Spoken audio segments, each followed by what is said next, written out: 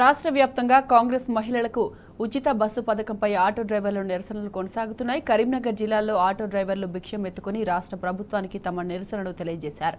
కాంగ్రెస్ అనాలోచిత నిర్ణయాల వల్ల ఆటో కార్మికులు భిక్షం ఎత్తుకునే పరిస్థితి ఏర్పడిందని చెప్పారు. ఆటో కార్మికుల యూనియన్ అధ్యక్షుడు బొమ్మిడి శ్రీనివాస్ రాష్ట్ర ప్రభుత్వం మహిళలకు ఉచిత బస్సు పెట్టి ఆటో కార్మికుల పొట్టకొట్టిందని మండిపడ్డారు.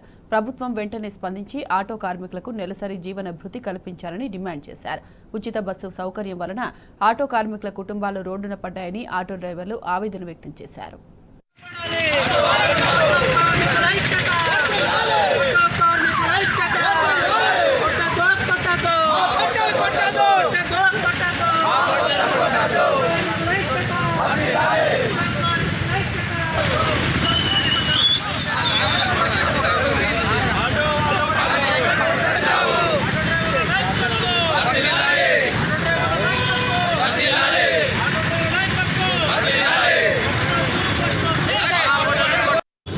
ఈరోజు కరీంనగర్ పట్టణంలో కరీంనగర్ జిల్లాలో దాదాపు 12,000 మంది ఆటో డ్రైవర్లు రోడ్డున పడి తినడానికి తిండి లేని పరిస్థితులలో ఇవాళ కరీంనగర్లో బస్టాండ్ నుండి గీతాభవన్ చౌరస్తా వరకు భిక్షాటన చేస్తూ ఇందిరాగాంధీ గారికి పూలదండ వేసి వారికి కాంగ్రెస్ పార్టీ అనుసరిస్తున్నటువంటి విధానాల మీద ఇందిరాగాంధీ గారికి మేము విన్నవించుకోవడం జరుగుతూ ఉంది. ఏంటిదంటే ఇందిరాగాంధీ గారు మీరు గరీబ్కు ఆటో అన్నారు, ఇవాళ ఉన్నటువంటి ప్రభుత్వం గరీబులను తయారు చేసి అడకతిన పరిస్థితి తీసుకొస్తూ ఉంది.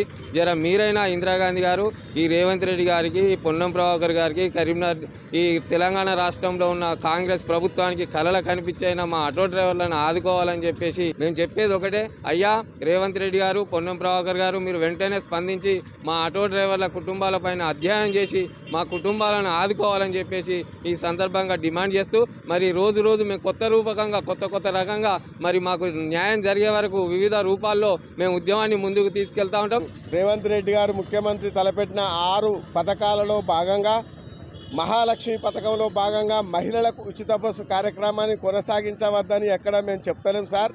దయచేసి అది కొనసాగించుకుంటూ మా ఆటో డ్రైవర్ల జీవితాలు రోడ్డుకెక్కినాయి కనుక మా ఆటో డ్రైవర్లను కాపాడాల్సిన గవర్నమెంటు ఈరోజు మమ్మలను రోడ్డు మీదకి ఎక్కించి మాకు పూటకు లేకుండా చేసే ప్రయత్నం ఈ కాంగ్రెస్ ప్రభుత్వం చేస్తుంది కనుక దయచేసి ఇట్టి కార్యక్రమంలో భాగంగా మా ఆటో డ్రైవర్లకు నెలకు ఏ పని చెప్పినా చేస్తాం.